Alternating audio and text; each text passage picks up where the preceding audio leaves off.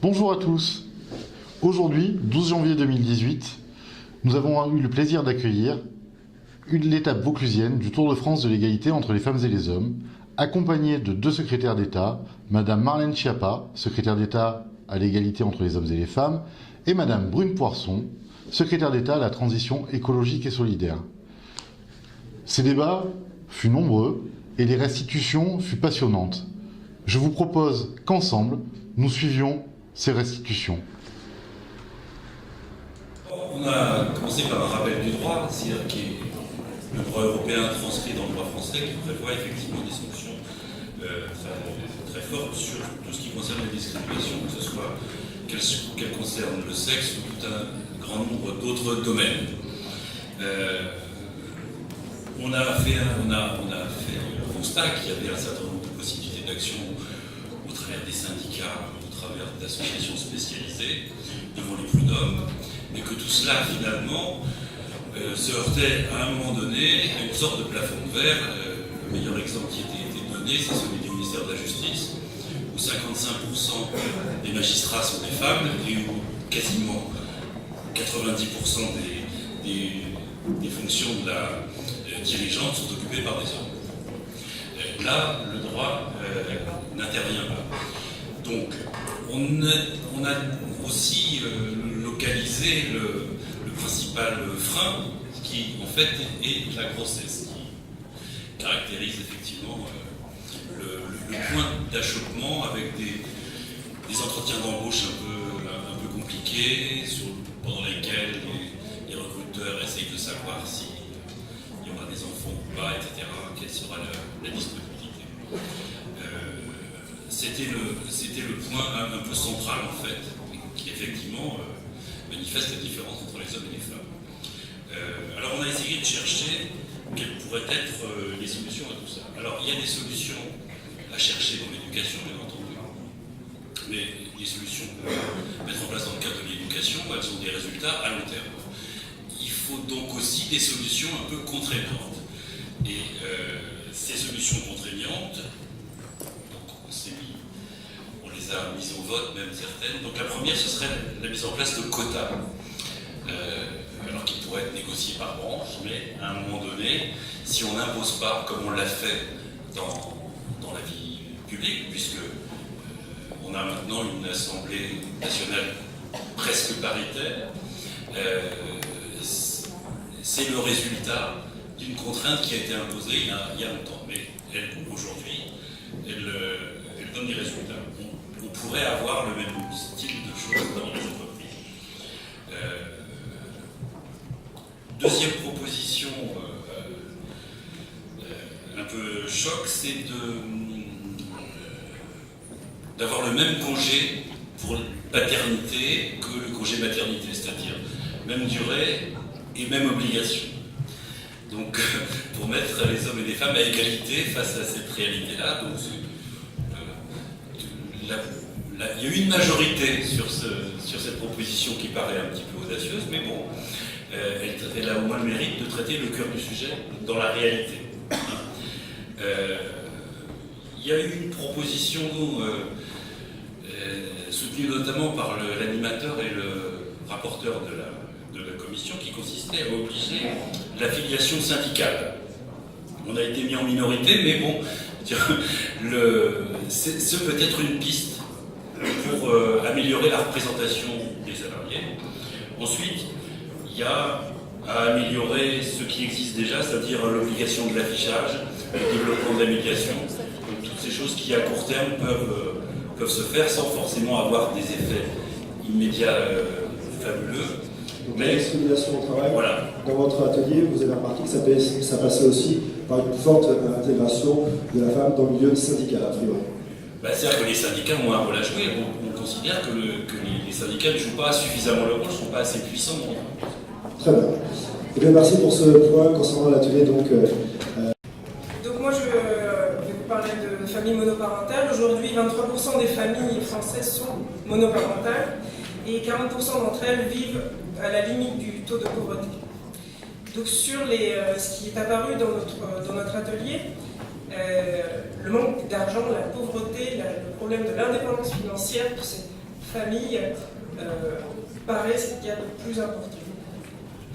Ce manque d'argent implique que les personnes en situation de famille monoparentale, les pères et les mères qui sont concernés, sont obligés de plus travailler peut-être que des familles qui sont en situation un peu classique, père-mère au foyer, père-mère salarié. Et ce travail en plus de la mère seule, puisque 83% de ces familles monoparentales sont pilotées par des mères, impacte un stress puisque cette personne a moins de temps pour s'occuper de ses enfants. Il y a une culpabilité qui s'installe chez elle et qui donne un peu plus de difficultés, un peu plus de stress pour piloter sa vie. Et ce stress engendre des difficultés de santé. Donc, deux points importants, la pauvreté et la santé.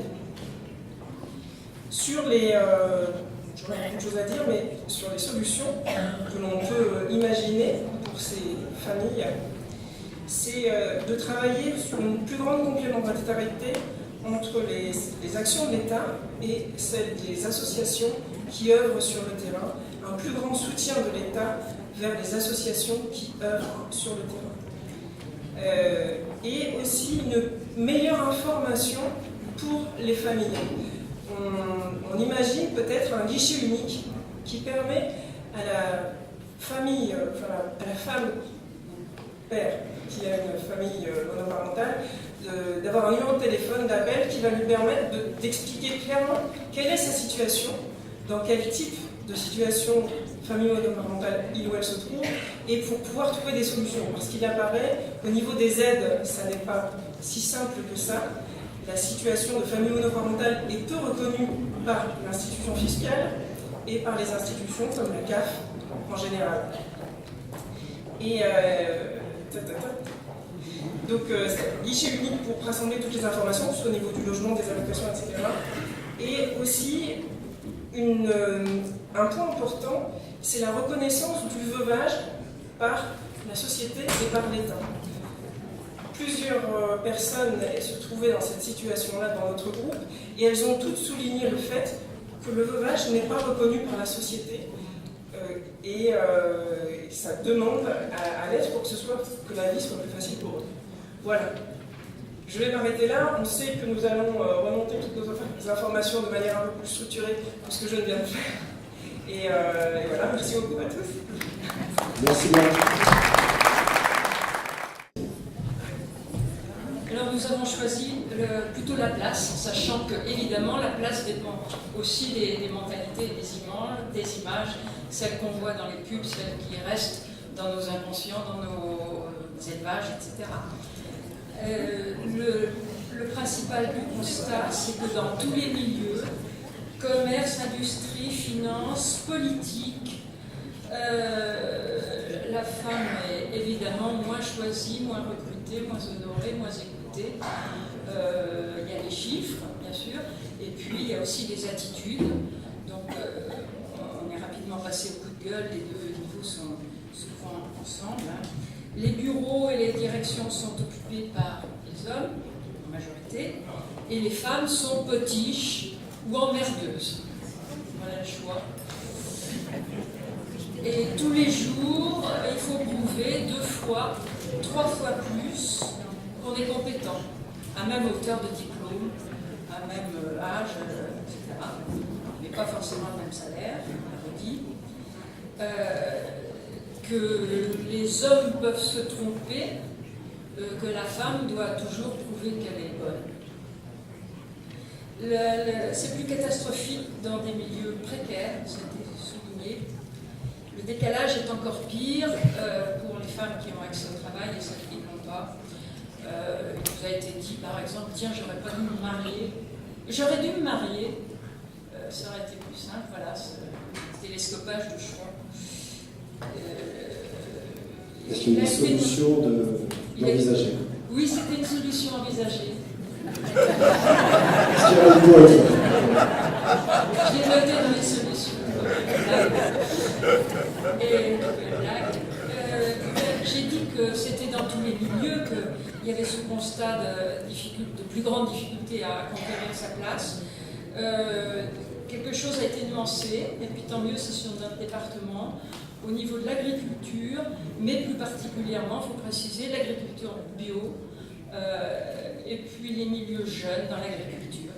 Donc un maire a évoqué le fait que les femmes ont été plus intégrées dans le milieu de l'agriculture. Évidemment, elles ont bossé avec leurs hommes, et puis elles ont eu des tâches précisées. Maintenant, au niveau du statut, c'était pas le cas. Ça l'est maintenant. Alors, on a dû distinguer des niveaux concernant la durée, puisqu'il y avait des réactions de femmes qui disaient bon, c'est fini le féminisme, enfin, on n'en a plus les fruits. Là, majoritairement, on a apprécié le fait que c'était pas du tout fini, qu'on était dans une grande dynamique. Le boulot, il se fait, et il faut un temps de rodage. Ce qui nous a permis d'aborder des choses assez nuancées dans les mesures à prendre, dans les solutions. C'est un grand niveau collectif qui concerne évidemment les solutions, c'est l'éducation, l'éducation, l'éducation.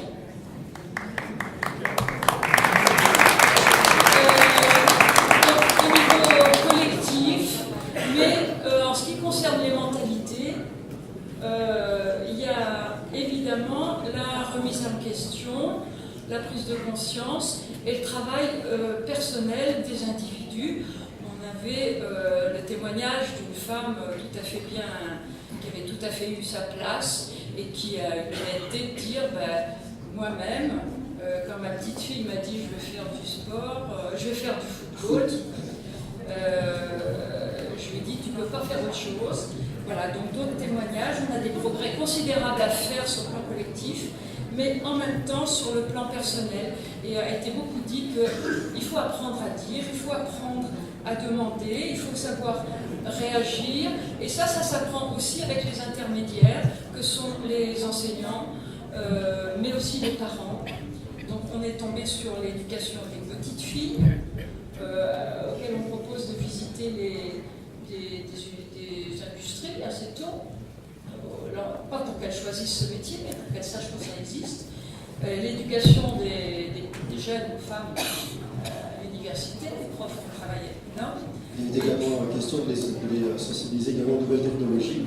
Et voilà, donc j'allais venir aussi dans le détail, oui, dans des cas concrets, dans des exemples, des propositions concrètes. Cet atelier a abordé beaucoup de thèmes à la rencontre. Le point d'interrogation. Bonjour à tous. Donc, nous avons posé la question au début d'atelier. La réponse a été majoritairement oui. Nous avons reposé la question en fin d'atelier. La réponse a été majoritairement non. Donc, il s'est passé beaucoup de réflexions dans cet intervalle. Et en fait, la conclusion, je vais commencer par la conclusion, ça changera, c'est que c'est en fait notre part de féminité à tout ce qui s'autocensure, donc y compris chez les hommes. Et en fait, ça, c'est le poids de 2000 ans d'histoire, de religions qui ont effectivement relégué les femmes dans un certain statut. Et donc, les actions que nous avons évoquées, c'est tout d'abord, bien sûr, de lutter contre ces stéréotypes dès la maternelle, avec par exemple des ateliers filiaux, des ateliers théâtre, pour essayer d'imprimer dès le jeune âge l'égalité homme-femme.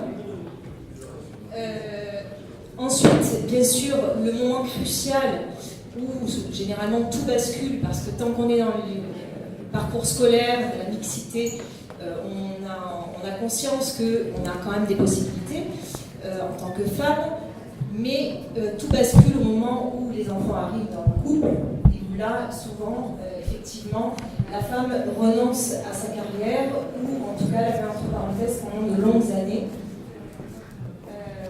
Donc, je crois que je vais rejoindre la discussion qui a été donnée sur la table sur l'égalité professionnelle. Le congé parental nous semble un axe crucial pour ramener l'égalité homme-femme au sein du milieu professionnel, mais aussi au sein de la famille. Parce qu'effectivement, si les deux parents sont mobilisés dans l'éducation de leurs enfants, ils vont pouvoir se partager les tâches et du coup on en reviendra à un schéma effectivement de mise à égalité entre les hommes et les femmes de par leur disponibilité au travail, de par leur implication dans leur avenir professionnel et on n'aura plus ce choix en fait de l'employeur en fonction de ce critère de parentalité, mais plutôt en fonction des compétences. Ensuite, nous avons parlé des modèles, et cela nous semble fondamental que les modèles des femmes qui ont su prendre cette place dans la société qui leur est due soient beaucoup plus mis en avant au sein des associations sportives, par exemple, au sein des entreprises, au sein de l'éducation nationale, au sein des associations qui défendent l'égalité hommes-femmes, et que ces parcours soient véhiculés à la fois par les médias, à la fois par les informations gouvernementales, à la fois par les réseaux sociaux. Bref, tous les moyens de communication qui ne manquent pas à l'heure actuelle doivent être mis en œuvre pour justement que cette égalité homme-femme soit ancrée dans l'esprit des gens et dès le plus jeune âge. Enfin, nous avons insisté sur la part des hommes dans la promotion de ces idées. Les femmes seules n'arriveront à rien si les hommes ne s'engagent pas dans ce combat pour l'égalité, parce qu'on est dans un combat égalité homme-femme, et dans le mot homme-femme, femme-homme, il y a le mot homme. Et s'ils ne prennent pas leur part de responsabilité, nous n'y arriverons pas. Et donc, messieurs, jeunes hommes d'expérience, mobilisez-vous, parce que nous avons besoin de vous pour faire avancer les mentalités, pour faire changer la place des femmes, le regard aussi des employeurs sur les femmes quand elles postulent pour un poste à responsabilité. Il est important que les hommes s'engagent aux côtés des femmes. Merci beaucoup.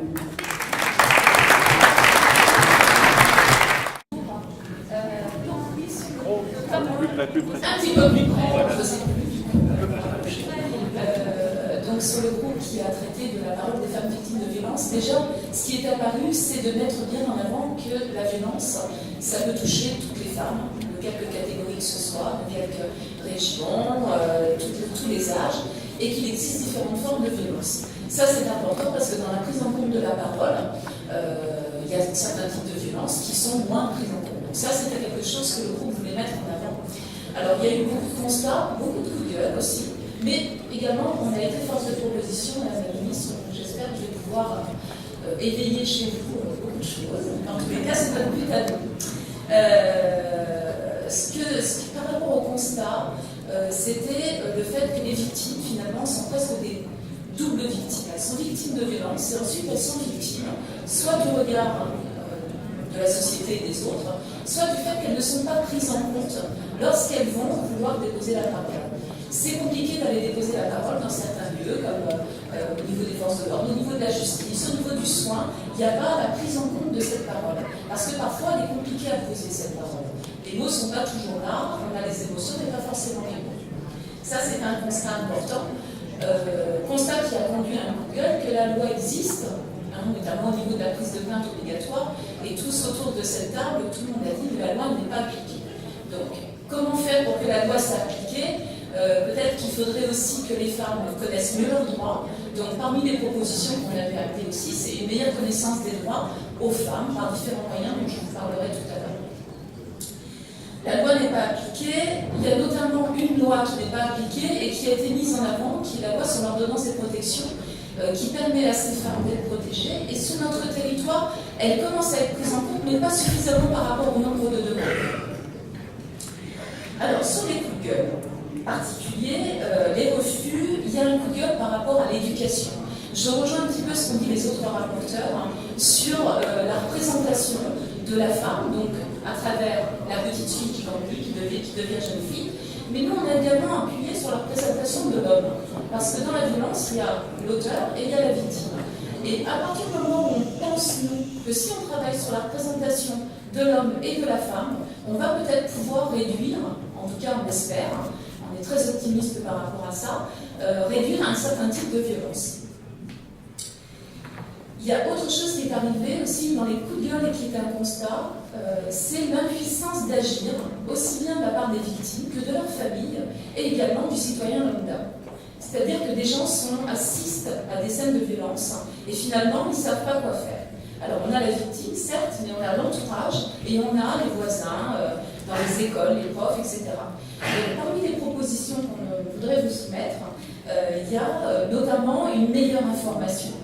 Au niveau des écoles, au niveau des jeunes, au niveau, on pense aux missions locales par exemple, des choses comme ça. Une meilleure formation aussi auprès des partenaires professionnels dans le milieu associatif et une meilleure sensibilisation au niveau des familles, au niveau des enfants, au niveau de l'école, au niveau du sport, dans différents domaines, de manière à prendre en compte finalement que le respect, l'éducation va pouvoir limiter aussi ces accès de violence.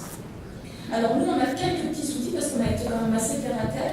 On pensait à des outils notamment pour les jeunes qui utilisent beaucoup les réseaux sociaux. On se disait que peut-être on pourrait faciliter le dépôt de la parole, alors cette fois-ci peut-être par l'écrit, par les chats, permettre à toute une population qui ne va pas aller parler dans les associations ou son médecin ou même à ses parents, d'avoir accès quand même au dépôt de la parole. Donc les réseaux sociaux, tous les nouveaux outils que les jeunes utilisent. On pensait également à un clip citoyen. Alors, je ne sais pas si on peut l'appeler comme ça. Il y a des clips à destination des victimes. On se disait peut-être qu'un clip à destination des citoyens qui pourrait expliquer d'abord ce que sont les violences. Quelle est la différence entre la violence, la drague et tout ce qu'on voit en ce moment qui apparaît sur les tribunes. Ça a d'ailleurs été un grand coup de gueule de notre atelier. Donc ça pourrait être intéressant de dire voilà ce que sont les violences et voilà ce que vous, en tant que citoyen, en tant que proche, vous pouvez faire. Il y a tel numéro qui existe au niveau. Alors ça, ce sont des clips que j'entends au niveau national, qui proviendraient du gouvernement et qui pourraient être relayés au niveau départemental par des associations qui existent ou celles qui peuvent être amenées à se créer par la suite. Merci beaucoup. Voilà, merci à vous. Rebonjour à tous. C'est un immense plaisir pour moi d'être ici. Je le dis à chaque fois que je viens, mais je ne peux pas m'en empêcher. Je le répète et merci à Monsieur le maire de nous accueillir dans cette magnifique commune. Merci aussi au député Adrien Morenas d'avoir organisé cet événement, à toute l'équipe aussi. Et puis merci à Marlène, bien sûr, d'être venue jusqu'ici, alors que je sais que tu as des urgences importantes à gérer à Paris. Et puis même un débat national à orchestrer, puisqu'avec ces tribunes qui sont sorties récemment. Parce que je crois que si on est tous réunis ici dans cette pièce, c'est parce qu'il s'agit d'un changement très profond de société sur lequel on doit finalement tous travailler. Il s'agit, je trouve, et je crois, d'un vrai travail. Parce que quand on y pense, les inégalités hommes-femmes, elles sont inscrites au plus profond de nous-mêmes parce que c'est le résultat d'une histoire. Quand on regarde par exemple l'histoire de l'Antiquité, notamment chez les Grecs, il y avait deux dieux qui étaient importants, on va peut-être un peu oublier maintenant, mais il y avait Hermès, il y avait Hestia.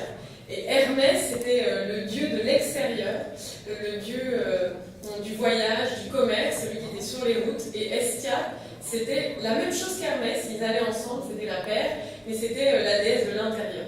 C'était celle qui était tournée vers le feu à l'intérieur de la maison, vers toutes les activités sombres et closes. Et ça, je crois que ce sont des références, même si on ne les a pas spécifiquement en tête, mais qui ont, comme ça, pénétré toute notre histoire et qui se retrouvent à travers les temps. Et c'est pour ça qu'aujourd'hui, si on veut faire changer les choses, eh bien, c'est un immense et un énorme travail. Et ce que les femmes ont commencé à faire, avec la libération de la parole, c'est une première étape. Il me semble qu'au cours des derniers mois, nous avons eu ça a permis vraiment de commencer à faire évoluer les choses et que peut-être bientôt aussi on va rentrer dans une deuxième phase du débat, qui est une phase où on peut arriver à entendre, au-delà de la colère qui est plus que légitime des femmes, et moi quand on parle d'abus, quand on parle de discrimination, j'en ai été parfois aussi un peu la victime, jamais autant que certaines autres, mais je crois qu'on a tout en nous, les femmes, une part de colère. Et elle s'est exprimée, on a pu l'exprimer et c'est bien. Mais je crois que maintenant, pour continuer à faire ce travail-là, en profondeur de changement des mentalités, si on veut, soit profond, alors il faut aussi qu'on commence, nous, à regarder notre colère un peu de haut pour pouvoir commencer à écouter ce que les hommes ont à dire, parce que eux aussi, ils sont comme ils sont aujourd'hui. D'abord, ce ne sont pas tous les mêmes, et ensuite, je crois qu'ils sont aussi ce qu'ils sont aujourd'hui. C'est le résultat d'une histoire. Je ne cherche pas du tout à excuser les hommes, je cherche simplement à dire que, encore une fois, la réalité, elle est plus complexe que ce qu'on a pu parfois le dire, et qu'il faut arriver à trouver cet équilibre-là, et c'est ce que Marlène, d'ailleurs, fait avec beaucoup de succès, c'est gérer ce débat-là. Et puis peut-être deux points dont je voulais vous parler avant de donner la parole. C'est l'importance de la question de l'engagement politique. Il est vraiment fondamental qu'il y ait des femmes qui s'engagent en politique et qui s'y engagent et qui aient des responsabilités politiques. Je ne dis pas que ça parce que je suis là à ce pupitre aux côtés d'autres hommes et femmes politiques, mais aussi, surtout parce que quand on voit les politiques publiques, on sait que souvent elles sont réalisées parfois à moitié si ce sont que des hommes qui sont autour de la table. Je n'ai pas l'exemple clé ici, et j'en avais déjà parlé, mais aux États-Unis, ils se sont aperçus quand ils ont travaillé sur la réforme de la sécurité sociale, ou plus ou moins l'équivalent, ils se sont aperçus qu'il y avait une série de cancers qu'ils n'avaient pas mis dans cette loi-là, qui n'était pas couverte. Tout simplement parce que c'était des hommes qui avaient fait cette politique publique-là. Et qu'en fait, ils ne savaient pas, ils n'ont pas réalisé qu'il y avait des cancers qui étaient plus particulièrement féminins. Et donc, c'était une discrimination de facto. Les femmes se sont retrouvées à être victimes de maladies qui étaient moins bien prises en charge par les compagnies d'assurance. Et puis, je crois aussi en l'importance des quotas, parce que c'est comme ça qu'on change une génération, et c'est en voyant. Les quotas, en fait, permettent de mettre des femmes à des positions de responsabilité, et du coup, les générations qui viennent, eh bien, elles voient que finalement, c'est possible, et qu'elles aussi, elles pourront peut-être un jour y arriver. C'est l'exemple, c'est le modèle. Et ça j'y crois beaucoup. Et puis enfin, l'importance de la convergence entre la transition écologique et la lutte contre les inégalités entre les femmes et les hommes. Marlène l'a mentionné tout à l'heure, on en avait déjà parlé à Bruxelles, évidemment. C'est un axe absolument central. On le sait, le changement climatique, c'est par définition un problème qui est mondial, et c'est un des plus gros problèmes auxquels nous sommes confrontés aujourd'hui. Et dans des pays comme l'Inde, la Chine, l'Afrique, il ne faut pas croire que ce soit des pays étrangers. Bien évidemment, ce qu'ils font là-bas a une conséquence sur nous ici, en termes d'environnement. Et on sait que si les femmes sont sensibilisées aux questions environnementales, eh bien, à ce moment-là, la lutte contre le changement climatique s'accélère et s'organise mieux, généralement, parce que les femmes, elles éduquent, elles sont à la tête de leur famille, elles influencent leurs enfants, elles leur parlent, et tout ça, c'est comme ça qu'on crée des changements de société. C'est le fameux problème, question plutôt d'éducation, dont vous avez parlé dans beaucoup de vos ateliers. Je ne peux pas être plus longue, mais je voulais remercier encore une fois tous et toutes et tous d'être ici, et je vais passer maintenant la parole à peut-être Adrien avant Marlène, parce qu'on a tous hâte d'entendre Marlène aussi conclure ce bel atelier. Merci. Mesdames et messieurs, s'il fallait une preuve que l'égalité entre les femmes et les hommes est un sujet qui intéresse nos concitoyens, aujourd'hui vous en êtes une dans cette salle. À titre personnel, je me réjouis de l'engagement qu'a suscité cet événement. Je souhaite remercier Mme Marlène Schiappa, secrétaire d'État chargée de l'égalité entre les femmes et les hommes, ainsi que Mme Brune Poisson, secrétaire d'État à la transition écologique et solidaire, de leur soutien dans cette étape vauclusienne. Votre présence, Mesdames les secrétaires d'État, comme je vous l'ai dit tout à l'heure, nous honore et montre l'intérêt que porte le gouvernement sur les initiatives locales. Je souhaite également remercier l'ensemble des personnes qui se sont investies dans cette aventure. Monsieur le préfet et l'ensemble de son équipe, monsieur le sous-préfet, messieurs les présidents des intercommunalités, mesdames et messieurs les maires, et plus particulièrement monsieur le maire Pierre Gabert, pour nous avoir permis de nous réunir ici dans cette superbe salle, mesdames et messieurs les bâtonniers du barreau de Carpentras, monsieur Bernard Zabris, président de réseau, et l'ensemble de son équipe, mesdames et messieurs les présidents d'associations. Enfin, je remercie l'ensemble des volontaires qui ont fait qu'une telle journée puisse être possible. Il est invraisemblable, au XXIe siècle, que nous soyons obligés de lutter pour faire valoir l'un de nos droits fondamentaux, celui de l'égalité. Il est pour moi essentiel que notre département soit un acteur de cette réussite et de cette lutte. Les débats de ce jour démontrent que les solutions doivent être rapides et concrètes. Aujourd'hui, nous ne pouvons plus admettre qu'une femme subisse les coups de son conjoint et hésite à pousser la porte d'un commissariat ou d'une gendarmerie. Il est intolérable qu'il existe encore des discriminations à l'embauche ou salariale pour divers prétextes, congé maternité, enfants malades et j'en passe.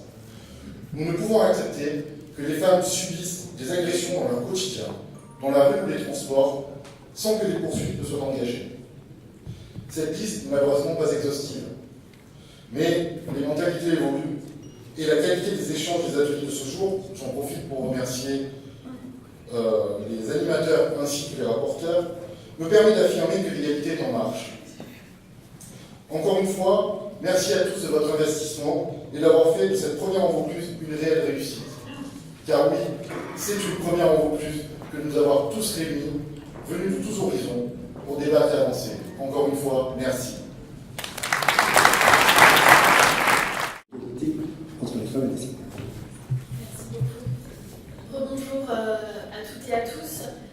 Je vais être un petit peu plus bref puisque je me suis déjà exprimée sur l'état d'esprit général de ce Tour de France de l'égalité femmes-hommes en introduction, mais surtout j'aimerais apporter des premières réponses à certains des éléments qui ont été proposés par les rapporteurs et les rapportrices. Comment peut-on dire? C'est ça? Rapportrices? Oui, vous validez? Des ateliers? Non, quelqu'un ne valide pas? Et les femmes ont rapporté ces ateliers.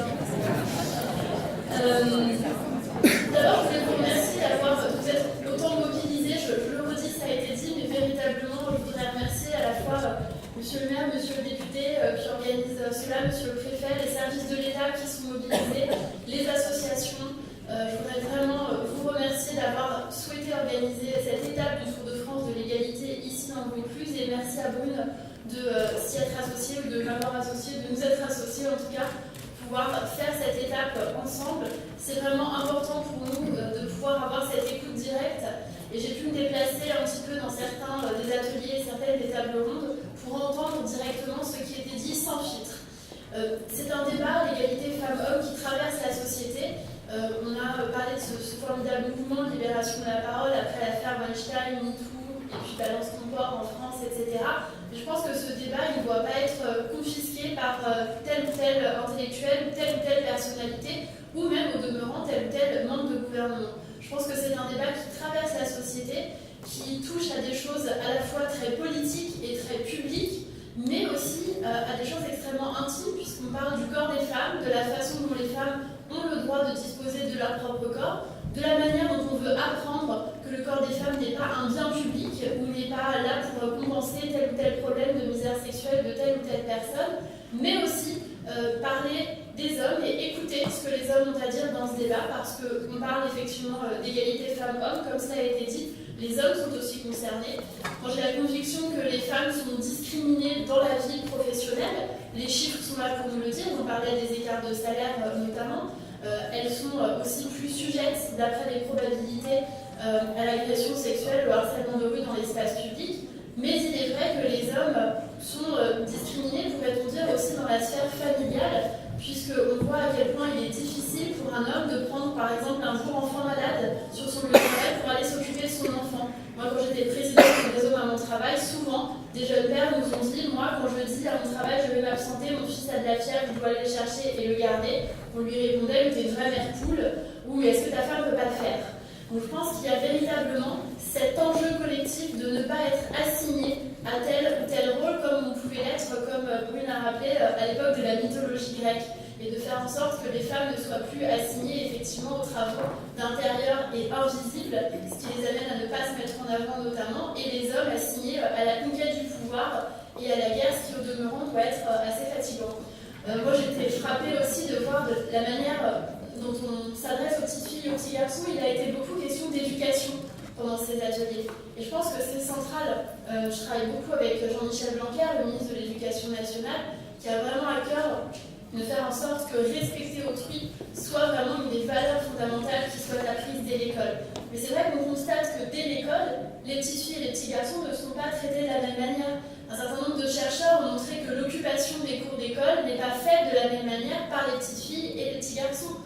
Quand les petits garçons vont jouer au foot, à chat, à la balle au prisonnier, à des jeux qui occupent l'espace, les petites filles vont jouer plus souvent, en tout cas pas toutes, mais plus souvent, par exemple à la marelle qui est définie dans l'espace ou à l'élastique qui est aussi un jeu défini dans l'espace et qui sont tous les deux des jeux dans lesquels on apprend à être une bonne perdante, c'est-à-dire à perdre sans être vexé et puis à passer le jeu à la camarade juste après.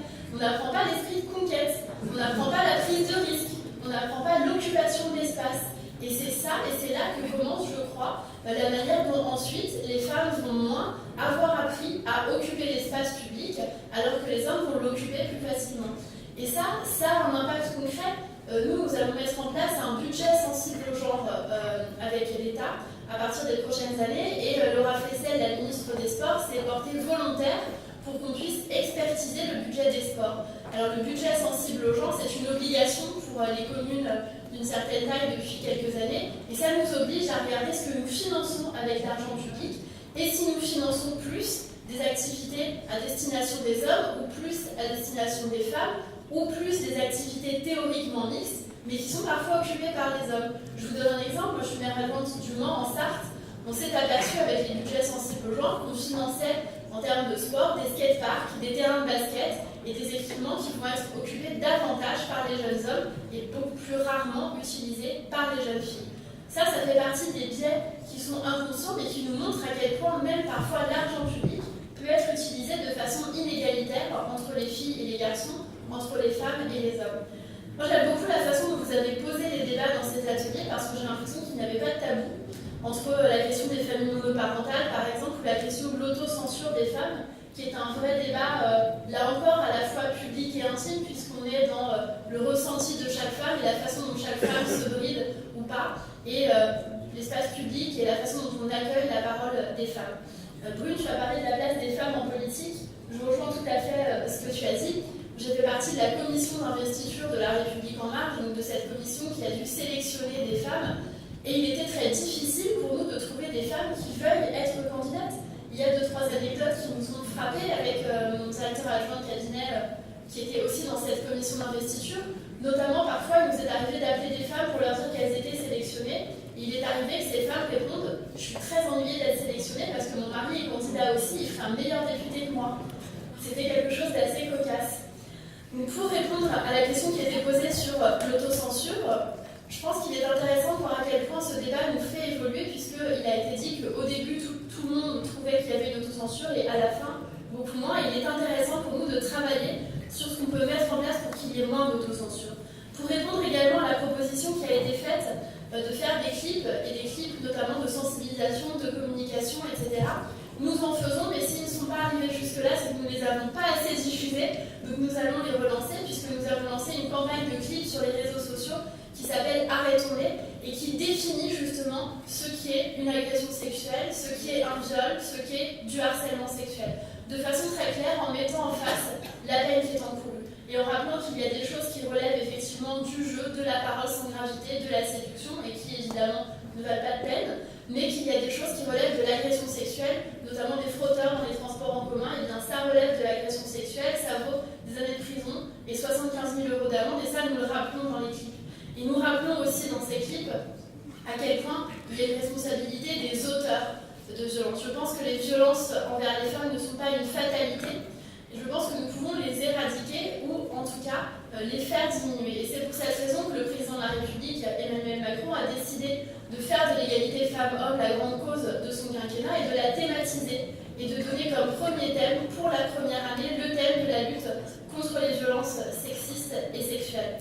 Parce que ça a des conséquences. Parce que quand vous êtes victime de violences sexistes et sexuelles, quand vous êtes par exemple victime de violences conjugales chez vous, dans votre foyer, bien vous n'êtes pas en sécurité chez vous et vous n'avez pas d'esprit libre pour aller braver cette autocensure dont on a parlé et pour aller négocier votre stratégie de carrière.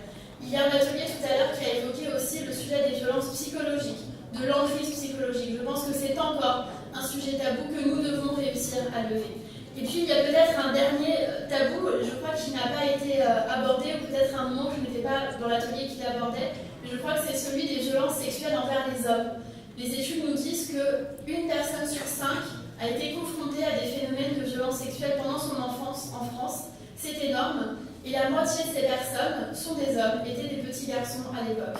Et je pense que ça, c'est véritablement un des derniers tabous de notre société. Et là, nous avons vraiment un enjeu, nous, le gouvernement, pour savoir comment nous pouvons accompagner cette autre libération de la parole des hommes, des jeunes hommes, des garçons qui sont victimes de ces violences sexuelles et qui actuellement sont un peu démunis parce qu'il n'existe pas de numéro national vers lequel les hommes adultes peuvent se tourner pour parler de ce sujet. Et enfin, dernière chose, il a été question des congés paternité et des congés maternité. Je voudrais rappeler plusieurs choses. Il a été dit que le congé paternité pourrait être rendu obligatoire comme le congé maternité. Je voudrais rappeler que le congé maternité n'est pas obligatoire en France. Il est obligatoire de s'arrêter si on veut être indemnisé par la sécurité sociale, mais il n'y a pas d'obligation empirique de s'arrêter lorsqu'on est enceinte, de s'arrêter de travailler. C'est pour cette raison que nous ne sommes pas favorables à l'obligation du congé paternité parce qu'il y aurait une forme de dissymétrie entre un congé qui relève de réalité biologique, l'accouchement qui ne serait pas obligatoire d'un côté, et de l'autre un congé paternité qui deviendrait obligatoire. Nous pensons que ce serait une dissymétrie. En revanche, nous croyons véritablement qu'il faut faire de la communication en direction des pères pour leur parler de leurs droits, de leurs possibilités, de leurs devoirs aussi. C'est pour ça que nous avons lancé un travail avec les caisses d'allocation familiale, avec les CAF partout en France, pour s'adresser aux jeunes pères et leur rappeler que le congé paternité est un droit qu'ils peuvent le prendre et que le congé parental, qui est plus long, est aussi un droit et qu'ils peuvent aussi le prendre. Je crois que le frein est véritablement culturel. On voit que même dans les couples dans lesquels les femmes gagnent plus d'argent que les hommes, eh bien ce sont quand même les femmes qui prennent les congés parentaux. Donc au-delà de l'aspect financier, je crois qu'il y a vraiment un frein culturel et que c'est toute la société qui doit s'engager là-dedans. Et c'est pour ça que c'est important pour nous de faire ce tour de France de l'égalité femmes-hommes, parce que ce qu'on observe dans les violences sexuelles et sexistes et dans les inégalités femmes-hommes de façon générale, c'est qu'elles ne baissent pas, elles ne régressent pas, elles ne se réduisent pas, quelle que soit la volonté politique. Que le gouvernement fasse beaucoup de choses, que le gouvernement en place, qu'il soit de gauche, de droite, fasse beaucoup de choses ou ne fasse rien, et bien les chiffres restent les mêmes. Ça veut dire, d'abord, ça nous oblige à beaucoup d'humilité par rapport à ce que peut faire un gouvernement. Et ça veut dire que le gouvernement fera tout ce qui est en son pouvoir, mais ne pourra pas tout seul. Et c'est véritablement, uniquement, quand l'ensemble de la société sera engagée, aura pris conscience de la réalité des inégalités entre les femmes et les hommes, aura pris conscience que la journée d'une femme n'est pas la même chose que la journée d'un homme, eu égard à cette fameuse règle des 20%, 20% de femmes en temps partiel subies en plus, seulement 20% des tâches ménagères qui sont faites par les hommes, et jusqu'à il y a peu, seulement 20% de tâches ménagères. Nous avons réussi à faire bouger, seulement 20% de femmes parlementaires, nous avons réussi à faire bouger ce dernier chiffre, à faire en sorte qu'il y ait près de 40% de femmes à l'Assemblée nationale. Je pense que tous ensemble, si nous nous y mettons vraiment main dans la main, les femmes et les hommes, nous arriverons à faire bouger aussi ces chiffres. Et je voudrais saluer le travail qui est accompli depuis des années, souvent dans l'ombre, souvent avec peu de moyens, et avec en tout cas une énergie formidable et un cœur incroyable par beaucoup d'associations, par beaucoup d'élus locaux, par beaucoup d'organismes qui se battent jour après jour, tous les jours, pour réduire ces inégalités entre les femmes et les hommes. J'ai envie de vous dire qu'avec ce grand moment de libération de la parole, les projecteurs sont braqués sur vos actions, sur ce que vous faites, et on peut continuer à le faire ensemble et emmener avec nous encore beaucoup plus de gens dans cette bataille qui, je crois, sera une des batailles fondamentales du XXIe siècle. Je sais qu'on peut compter sur vous, et en tout cas, je voulais vous dire que vous pouvez aussi compter sur nous. Merci.